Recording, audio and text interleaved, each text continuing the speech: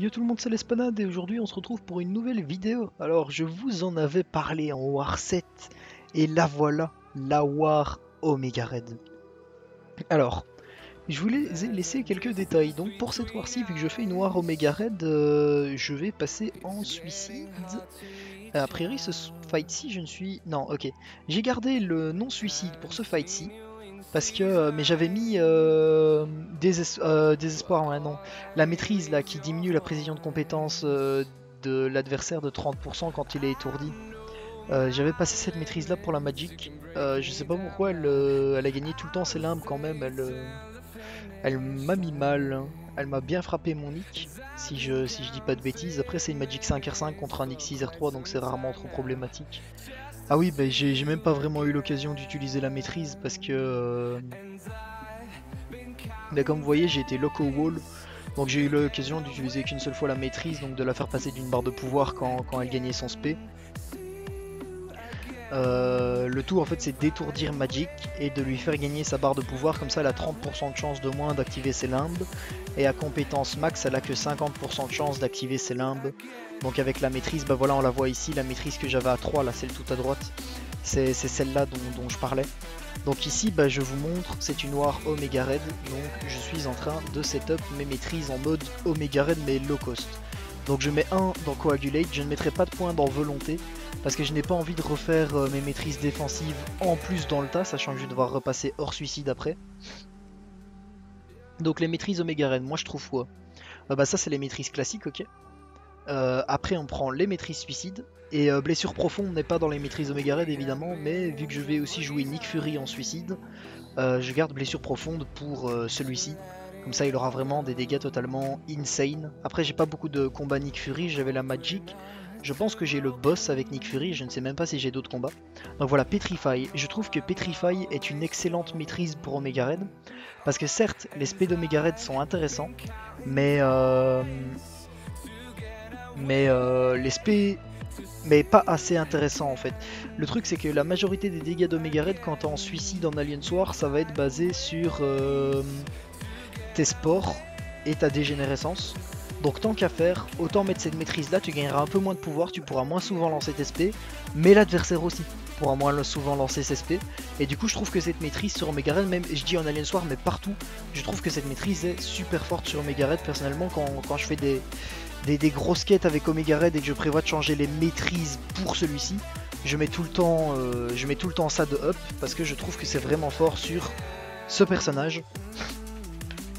Donc ici bah, c'est noir Omega Red les loulous, donc vous allez voir le potentiel d'Omega Red. Pour avoir testé un peu du coup, là j'ai eu l'occasion de tester Omega Red, Hercule et Colossus. Ah je ne sais pas si je peux vraiment dire qu'Omega Red est meilleur que Colo et Hercule. À la limite j'ai l'impression que maintenant Colo et Hercule sont tous les deux meilleurs qu'Omega Red. Mais Omega Red, bah, on le voit bien, ici en 20 coups, la chose est déjà à 12% d'HP, donc au final, c'est compliqué à aller dire si Omega Red est meilleur. En tout cas, il est beaucoup plus dur à sortir que Hercule et Colo. Mais est-ce que Omega Red est meilleur que en War quand on peut le sortir? Est-ce qu'il est even? Est-ce qu'il est un peu moins fort? Je ne saurais pas du tout vous dire honnêtement. Toujours est-il que Omega Red reste quand même un démon en War, tout comme Hercule et Colossus. Donc ici on vient de plier le combat contre la chose, hein. Omega Red, un bon vieux counter de la chance depuis sa sortie, hein. Même maintenant c'est parce qu'il y a Falcon qui est sorti, donc on pense tout le temps à Falcon sur la chose, mais bon à l'ancienne les bons vieux, les bonnes vieilles choses, on les explosait avec des Void de Omega Red. Donc là, bah, Omega Red sur ce Korg, bah, c'est une classique, hein. On ne le voit plus non plus. Mais Omega Red sur ce Korg, c'est une classique, pourquoi? Bah, parce qu'une fois qu'on a mis... En fait, pour chaque sport qui est sur l'adversaire, l'adversaire aura... Combien de pourcents encore? Il aura 10% de chance de moins de shrug off nos debuffs. Donc ça veut dire qu'à partir du moment où on a mis 10 sports sur l'adversaire, il a 100% de chance de moins d'enlever nos debuffs, que ce soit notre dégène ou notre parade. Et c'est vraiment très efficace sur Omega Red, parce que du coup ça permet à celui-ci de passer le Korg et de pouvoir l'étourdir une fois qu'on a 10 sports. Donc on a bien vu que au début du combat j'ai joué un peu slow, le temps que Korg me frappe dans la garde et prenne 10 sports. Ça a été très rapidement, j'ai la synergie dans le sabre avec moi. Puis j'ai fait le combat de façon classique. Une fois, en fait, Omega Red c'est juste jouer très agressif. Tant qu'on a le saignement actif et souvent le combat il est plié en moins de 16 secondes ou après 16 secondes le combat est quasiment terminé. Donc bah là un petit Professeur X. Je sais plus comment il se passe le fight, j'ai l'impression. Ah oui voilà, ici je me prends son truc là, sa défaillance, mais j'ai de la chance, il ne me frappe pas après celle-ci. Donc bah je peux continuer mon combat tranquillement, encore une fois, un fight qui a été très très rapide. Donc je pense que j'ai beaucoup de fights sur cette war mais qu'elle va être très courte. Donc bah, c'est la preuve quand même qu'Omega Red bah, en Alien Soir ça reste toujours un turbo monstre. Et si j'ai pu en profiter bah, parce que justement sur mon T2, enfin déjà les mini-boss le 22-23 Shoskorg, Omega Red c'est la meilleure option pour faire ces Shoskorg. Enfin non allez maintenant avec Falcon qui est sorti on peut dire que Falcon est une meilleure option. Mais Omega Red à l'époque je croisais tout le temps ce duo sur la ligne. Et je le faisais toujours avec Omega Red et je l'explosais toujours en deux. Puis après bah, l'enchaînement Thor Ragnarok et Black Widow clairvoyante sur mon T2, bah, avec ces deux trucs fusionnés ça me permettait de prendre un Omega Red assez strong en Alien Soir. Donc j'en ai vraiment profité, ça faisait longtemps que j'avais envie de refaire une petite war Omega. Donc voilà le petit Thor Ragnarok, le tout c'est juste de ne pas dext, histoire de ne pas activer Rancœur de préférence. À part ça rien de bien compliqué, maintenant la Black Widow clairvoyante, un peu la même chose. Il faut juste pas trop prendre de coups en garde, qu'elle gagne pas trop de pouvoir et le combat est très très vite plié. Hein. Surtout que la Black Widow clairvoyante va avoir le plaisir de me rajouter des saignements en plus.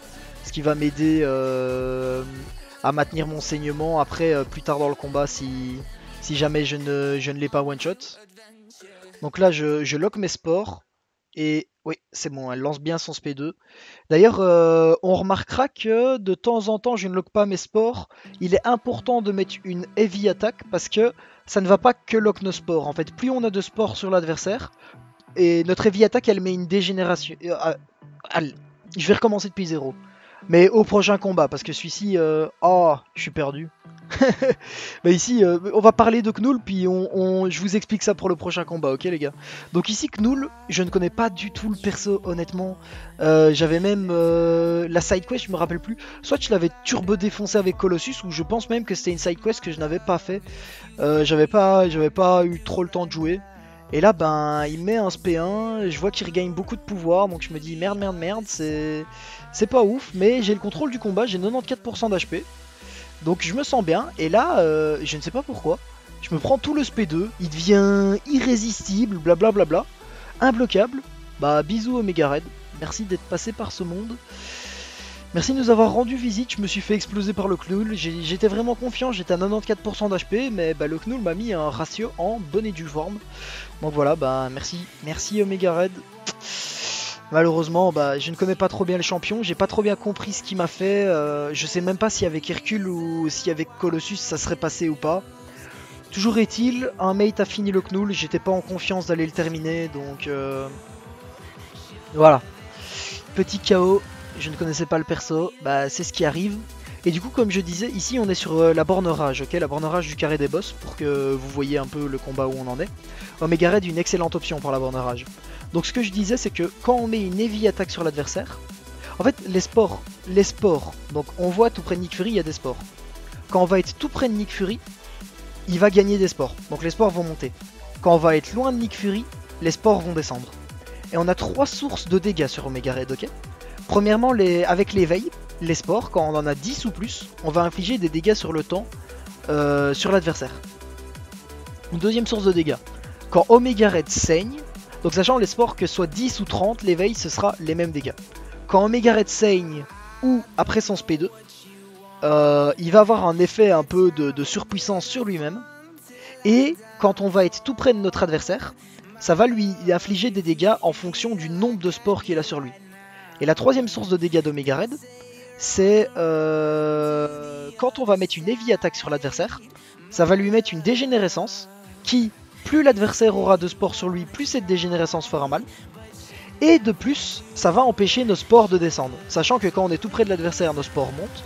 Quand on est loin de l'adversaire, nos spores descendent. Mais tant qu'on a la dégénération sur l'adversaire d'active, eh bien, nos spores ne peuvent pas descendre. Alors, l'avantage de la dégénérescence est qu'il faut absolument la lock dans le combat. Pourquoi est-ce que je dis ça? Parce que la dégénérescence fait quand même vraiment beaucoup de dégâts. et il ne faut pas l'avoir que comme une option pour lock les sports. Donc quand on a une vingtaine de sports sur l'adversaire, la dégénérescence ça peut vite taper à du 2000 dégâts, 3000 dégâts, enfin à vraiment beaucoup de dégâts par seconde. Et du coup bah dans le combat j'ai pas nécessairement optimisé ça, il y a certains combats où j'avais pas l'occasion de la mettre, mais c'est vraiment important d'avoir l'occasion de mettre la dégénérescence parce que celle-ci fait également beaucoup de dégâts. Donc ça ne va pas que lock vos sports, parce que de toute façon en Alien Soir la plupart du temps on joue très agressif, donc on est souvent en contact de l'adversaire, donc lock nos sports ou pas il risque de ne pas nécessairement beaucoup descendre et souvent monter. Mais c'est important de quand même placer la dégénérescence parce que celle-ci, bah, comme j'ai dit, elle fait les dégâts. Donc ici une Elsa Bloodstone sur la borne du milieu. Donc on a vu que j'ai ratio le petit Nick Fury sur Rage, le combat est plutôt assez facile. On va rarement taper au-dessus de la barre avec Omega Red, sauf si on a la synergie Colossus. Mais si on n'a pas la synergie Colossus avec nous, Omega Red sur la borne Rage c'est une excellente option. Et si on a la synergie Colossus mais qu'on n'est pas en suicide, ça reste une excellente option. Juste en suicide avec la synergie Colossus, je vous le déconseillerais. Parce que la synergie Colossus fait en sorte que pour chaque sport sur l'adversaire, ça augmentera nos dégâts critiques. Et du coup, on risque de assez régulièrement faire proc la borne Rage. Donc là, la Elsa Bloodstone, il suffit juste de taper quand elle a le poison actif, de ne pas la taper quand elle a la dégène active. En plus, c'est mon dernier combat de la War avec Omega Red, donc je m'en fous si je prends des dégâts dans la garde. Et de toute façon, vu qu'elle a joué assez agressive, quand elle était dans la phase d'incinération, elle avait quand même les 10 spores sur elle, ou de manière générale souvent 10 spores sur elle. Donc elle se prenait quand même des dégâts sur le temps, ce qui permettait d'assez vite la down. Alors ici, le boss Nick Fury que j'avais fait, où j'avais start en deuxième vie sur un Doom 6R4. Franchement, j'étais fier de ce gameplay-ci. Bon, celui-ci où j'arrive avec des pré-fights de Mister Fantastic, j'inverse sa régène, je suis arrivé dans le fight, je n'ai pas compris pourquoi ils avaient un boss en suicide. Tu peux avoir un Doom 7R4, s'il est en suicide, tu le mets pas en boss, hein, frérot, ça sert à rien. Je suppose que c'est une grosse erreur de la part des adversaires, hein, parce que c'est vraiment stupide de mettre un boss GA en boss, un boss GA en suicide, sachez-le. C'est déjà les défenseurs en suicide, c'est pas ouf. Il vaut mieux essayer de faire en sorte que vos membres ne mettent pas de défense en suicide. Mais alors en plus en boss, le truc est gratuit. Il est tellement gratuit en plus que j'ai fait plein d'erreurs et que j'ai failli crever dessus. Donc c'est pas un combat pixel perfect, hein, c'est juste un combat où je joue comme un singe, hein, très honnêtement. Après la Levi qui met un critique, elle m'a pas mis bien aussi. Hein, genre il m'a mis une auto plus une heavy et j'étais déjà parti à l'ouest. Donc bon là, je dois finir la fin du combat clean, mais c'est pas trop grave. Donc voilà, ça va être la fin de la vidéo. On se revoit bientôt pour une prochaine vidéo. A plus.